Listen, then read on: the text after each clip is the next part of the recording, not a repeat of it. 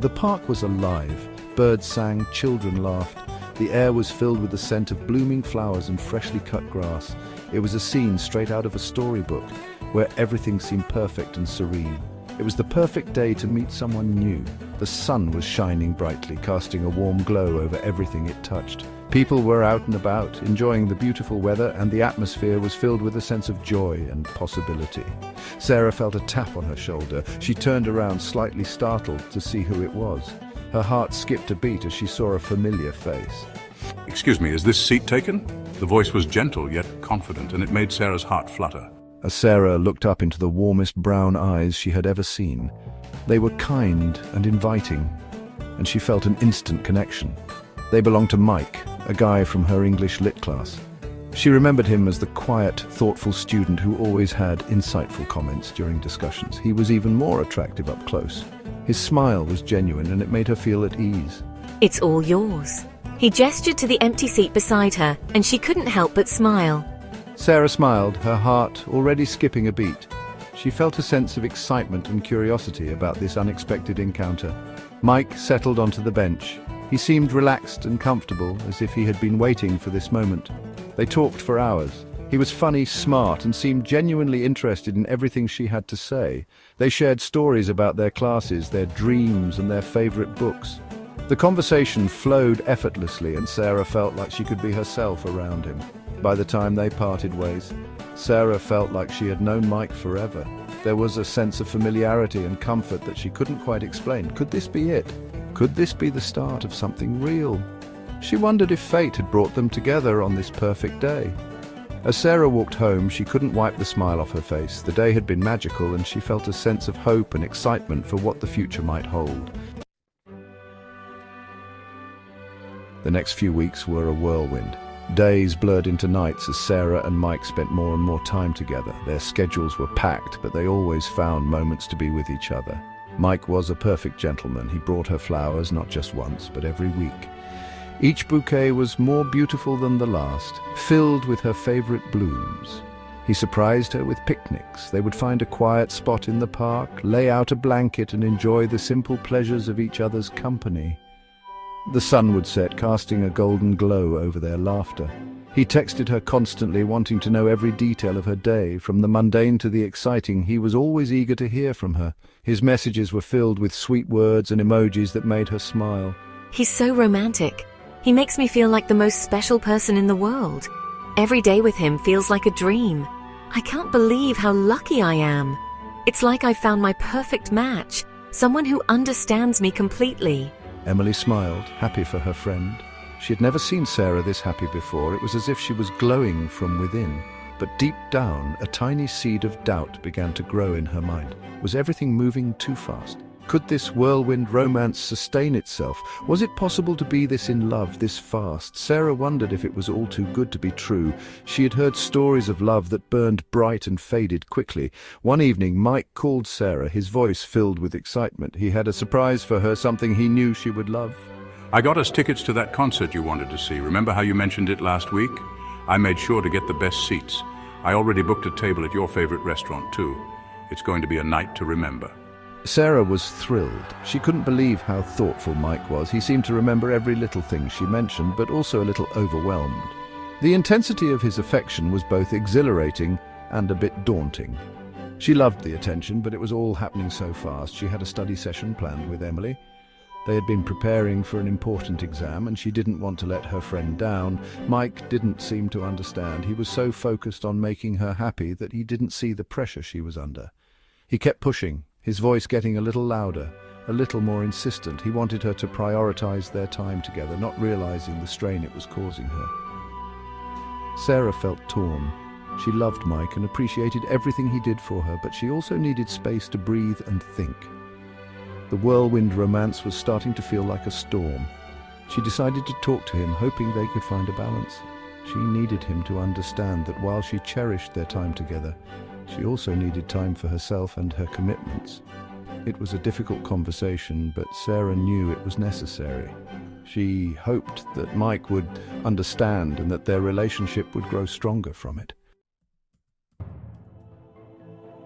The text started innocently enough. Who are you with? What time will you be home? But soon they took on a more demanding tone. Why haven't you answered my calls? Are you ignoring me? One night, Sarah was at the library with Emily. She silenced her phone, focusing on her studies. When she finally checked it, there were 15 missed calls and dozens of messages from Mike. Where are you? Why aren't you answering? You better have a good excuse. Sarah felt a chill run down her spine. This wasn't like him. This wasn't the sweet, attentive guy she thought she knew. Sarah, you need to talk to him. Emily said, her voice firm. They were at their usual coffee shop, but Sarah wasn't her usual bubbly self. She seemed withdrawn, her eyes clouded with worry. It's not a big deal. He's just protective. He cares about me. Emily reached across the table and took her hand. This isn't normal, Sarah. This is controlling behavior. You deserve someone who respects your space and your independence. Sarah pulled her hand away, anger flashing in her eyes. You don't understand. You've never had a boyfriend who loved you this much. Emily sighed, her heart sinking. She knew Sarah wasn't ready to hear it, but she couldn't stay silent. This wasn't love, this was obsession. The days that followed were filled with a terror Sarah had never known. Mike was everywhere. I'd see his car parked down the street from my apartment.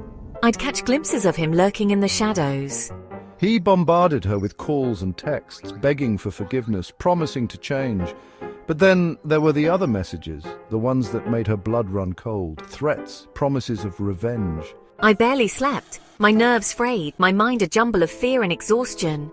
She confided in Emily, her voice shaking as she recounted the threats, the stalking. This is beyond obsession, Sarah. This is dangerous.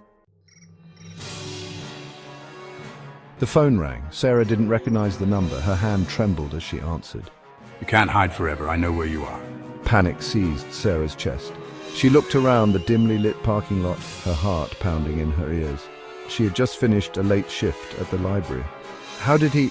Emily, help me, he's here! I'm on my way. I've called the police. Stay on the line, Sarah. Don't hang up. The sound of footsteps, heavy and fast, getting closer. Sarah's breath caught in her throat. She clutched her phone tighter, her knuckles white. You're mine. Just as he lunged, a hand grabbed Sarah, pulling her back. The world spun in a blur of flashing lights and shouting voices. It's okay, Sarah. We've got him. You're safe now. Sarah collapsed against her friend, her body racked with sobs. The nightmare was finally over. The community centre was small and welcoming. It was a place where people from all walks of life could come together, share their stories, and find solace in the company of others who understood their struggles. The walls were adorned with inspirational quotes and artwork created by members of the community, each piece telling a story of resilience and hope. Sarah took a deep breath, feeling the weight of her story pressing down on her shoulders. She had rehearsed this moment in her mind countless times, but now that it was here, the reality of it felt overwhelming. Her hand trembling as she held the microphone, she could feel the eyes of the group on her, waiting patiently for her to begin. The room was silent, save for the soft hum of the air conditioner and the occasional rustle of paper. She looked out at the faces before her, each one a testament to the strength and resilience of the human spirit.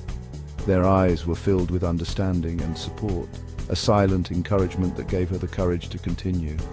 Their eyes filled with understanding and support. It was a reminder that she was not alone in her journey, that there were others who had walked similar paths and come out stronger on the other side. It started like a fairy tale, the kind of love story you read about in books or see in movies. Everything was perfect, or so it seemed. The laughter, the shared dreams, the promises of forever. But love shouldn't feel like a cage. It shouldn't confine you or make you feel less than you are. Love should lift you up, make you feel free and cherished. It shouldn't make you afraid. It shouldn't make you question your worth or your sanity. Love should be a source of strength, not a source of fear. Sarah shared her story, her voice gaining strength as she spoke. She talked about the highs and the lows, the moments of joy and the moments of despair. She spoke of the red flags she had ignored, the intuition she had silenced, and the courage it took to finally walk away. She talked about the importance of recognizing the red flags of a toxic relationship, the subtle signs that something was not right. She emphasized the need to trust your instincts, to listen to that inner voice that often knows the truth before you do. The dangers of ignoring your intuition, she explained, can lead to a path of self-doubt and confusion. It's crucial to pay attention to those gut feelings, to acknowledge them and act on them, and the courage it takes to walk away. Leaving a toxic relationship is never easy, but it's a necessary step towards reclaiming your life and your happiness. It takes immense strength to say, enough is enough, and to choose yourself. You are not alone. There is help. There is hope. In this room, in this community, you will find the support and understanding you need to heal and move forward. And you deserve to be loved without fear. You deserve a love that makes you feel safe, cherished, and valued. A love that brings out the best in you and allows you to be your true self. As Sarah finished her story, a wave of applause filled the room. It was a moment of validation, a recognition of her bravery and strength. The support group members clapped, not just for her, but for themselves, for their own journeys and the courage it took to be there. She had found her voice, and in doing so, she hoped to empower others to find theirs. Love shouldn't hurt. It should be a source of joy, comfort, and freedom. Love should set you free. It should be the wind beneath your wings, lifting you to new heights and allowing you to soar. In this community, Sarah found the strength to share her story. And, in doing so, she hoped to inspire others to find their own strength and share their own stories.